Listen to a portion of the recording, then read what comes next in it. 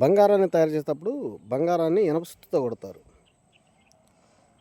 కానీ బంగారం ఏ శబ్దం చేయదు. ఇనుమును తయారు చేసేటప్పుడు ఇనుముని ఇనప సుత్తితోనే కొడతారు. ఇనుము మాత్రం శబ్దాల మీద శబ్దాలు చేసిద్ది.